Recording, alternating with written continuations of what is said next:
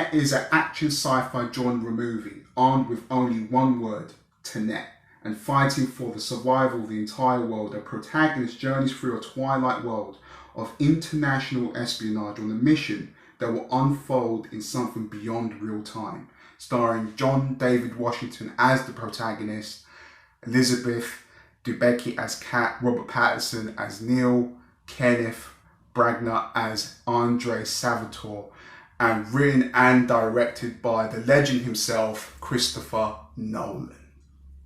Well, ladies and gentlemen, please, before we jump into this review, I want to say something. Make sure you watch the entirety of this review so you get a full understanding with this movie. This movie sent a whole debacle of conversations amongst fans, and I'm here to give you the bread and the butter, essentially. So if you're new here to the channel and you found my channel through the algorithm, through the YouTube analytics or so what have you, make sure you're subscribed.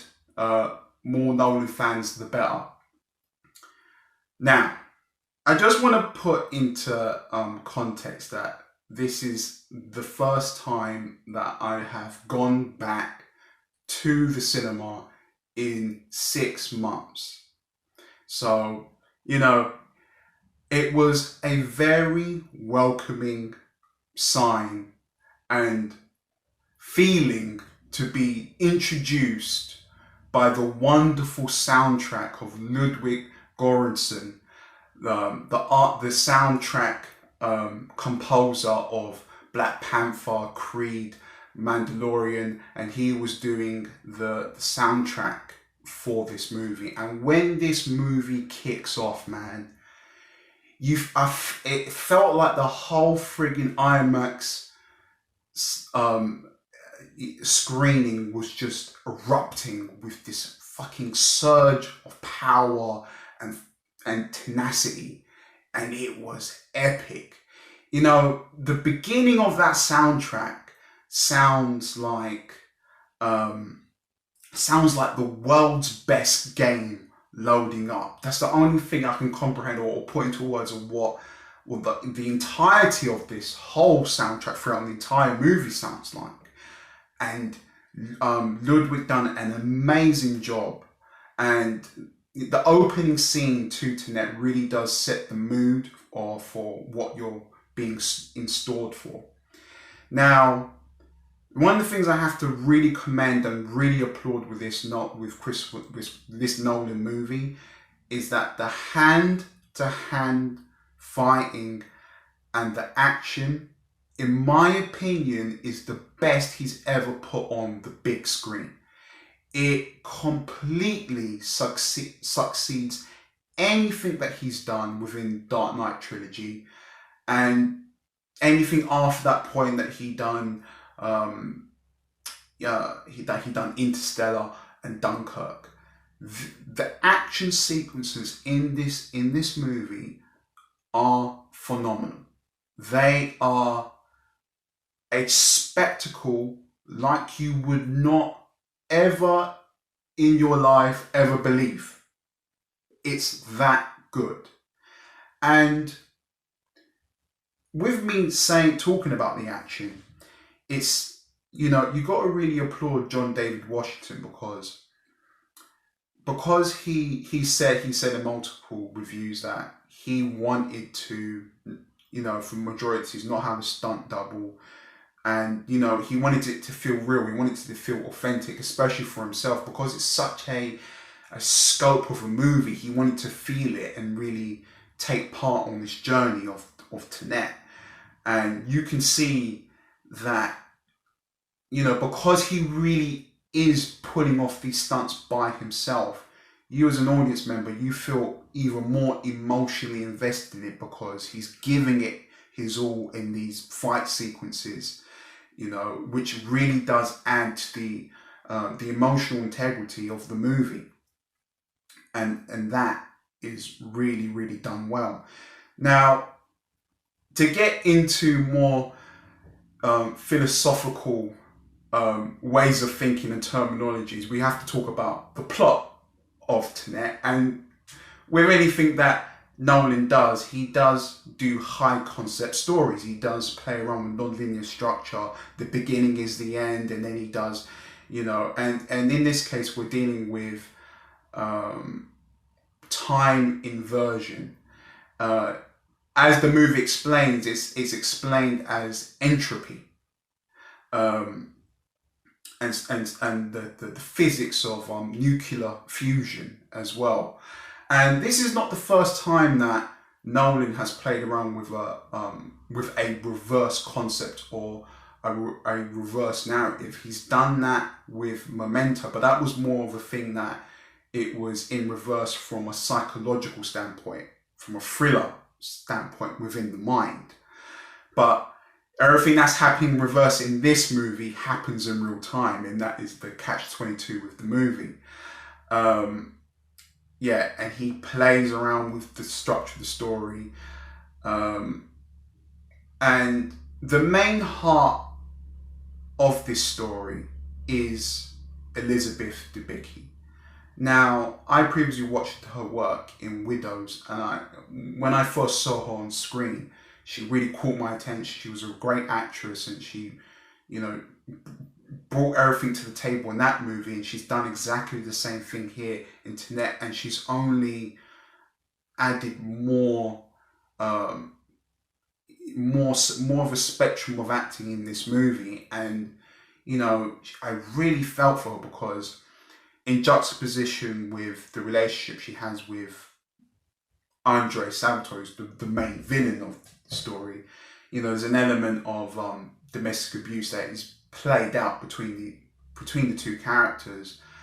And all I wanted to do was just root for her, because deep down at the core, she was a very nice human being. And she was very integral. John David Washington, he in this role, it's funny because his name is just the protagonist, and and the film just adheres to that being his name. His name's probably something else. A lot of people have been calling him John, funny enough. And he carries a certain panache and charisma with himself, and he brings a lot of, strangely, he brings a lot of levity to the role, a lot of comedic timing, towards his opponents and his villains. And it kind of, it's something nice to fall back on in the movie, because the movie is so high octane, it's so high paced, and it's so quick, but this movie went for a completely different stratosphere when it got to the second act. That chase sequence was absolutely mind-boggling. Some of the best action I've ever seen in a movie, and especially seeing the IMAX, man. It was something to behold. It was beyond immense, the action in this movie. It's the best action Nolan's ever done. I know I've said this now twice. I'm just trying to reiterate to you guys, this is worth every penny of your money to go witness. Even if you might find the concept of this movie slightly confusing, I'm sure most of you will pick up on it. But what kind of happens, you got the build-up, you get the inciting incident. It's really hard to talk about this movie without spoilers. And then the second act, there is the time inversion concept. But we learn that in the second act that there is another level to TENET, an even more powerful time inversion. And when it gets to that point in the movie, I was seeing cinematography and direction in a movie that I've never seen before. And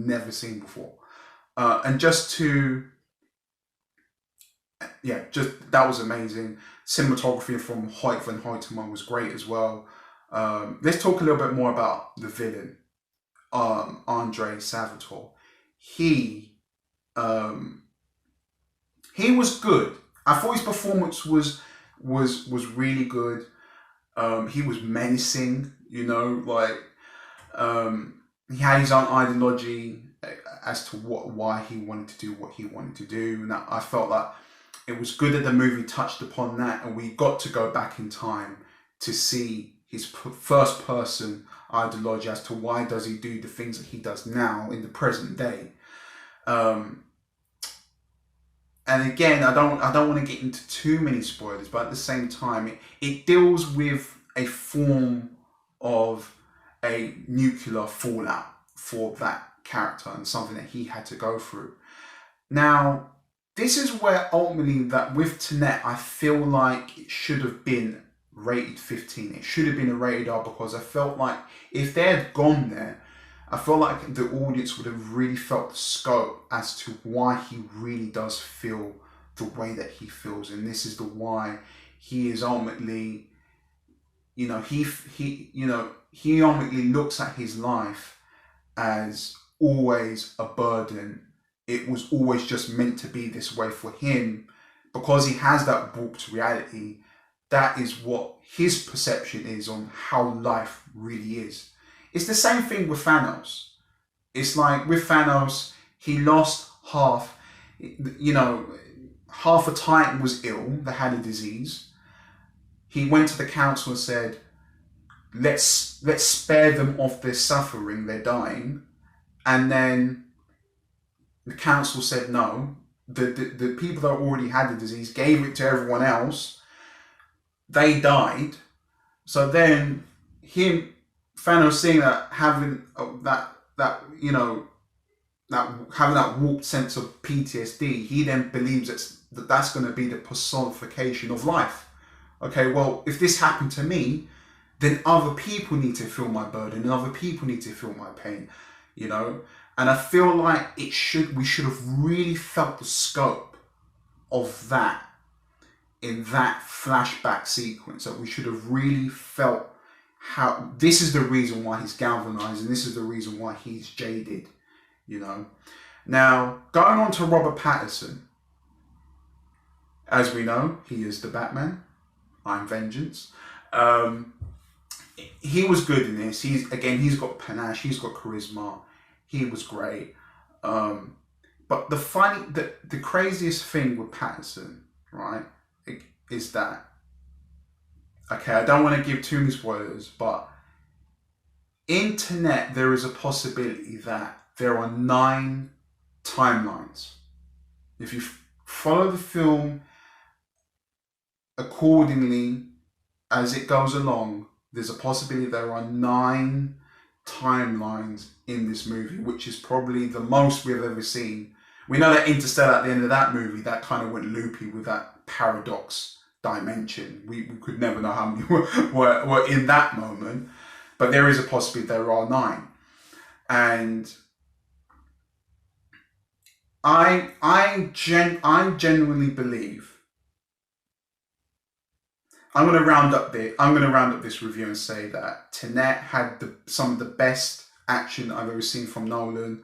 I'll be giving him a 9 out of 10. For this movie, I'll be giving him a 9 out of 10. Now, Nolan is the type of filmmaker that likes to withhold information from the audience and then repay them later on. That's always been his style. He's always been the master of hidden subtext exposition. That's always been his style of work. Now, I think that I don't know how this has all worked in the sense of the universe and everything that's happened this year with the pandemic and stuff like that. I believe that this is not the end of Tenet. This is not it. This is not the end. Whatever this film is, I believe that there is an extra 30 minutes of content with this. Because I've been looking at people's opinions and so on and so forth. I think there's an extra 30 to 45 minutes. And I think there will either be a ultimate edition of Tenet, or there will be a running sequel from Tenet with Robert Pattinson's character. Now you're thinking, how is that possible? What we're going to do once the movie, in my pinned comments, I'm going to leave a date as to when I'm going to do a full spoiler and ending of the whole of TENET. I'm going to go through all of it. It's going to all be here. So you make sure you check the pinned comments down below. Check. It's going to be flooded with comments, actually. You'll see everyone there. The pinned comments. I'm going to put a date for September, and we're going to go through it, all of us, right? Because there's way too many saying, oh, it's a crap movie because this and that, and blah blah. But I believe there's going to be an Ultimate Edition on possibly maybe on HBO Max, or they might do a re-release and put it back in theaters. We'll have to see. But I believe there is an Ultimate Edition more on the narrative of the character of Neil. I really do believe that. There's definitely more there. And I think Warner Brothers during this year, they've seen the bigger picture. And I think they've actually on purpose in this movie left a lot of people in the dark. Because of, you know, the whole fiasco, the whole eruption that's happened with the Zack Snyder cut. I think they're playing their cards close to their chest at the moment. And I think we're going to see the bigger picture.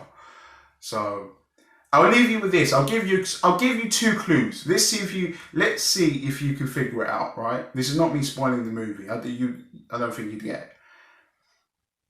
I'll give you these 2 clues. Terminator,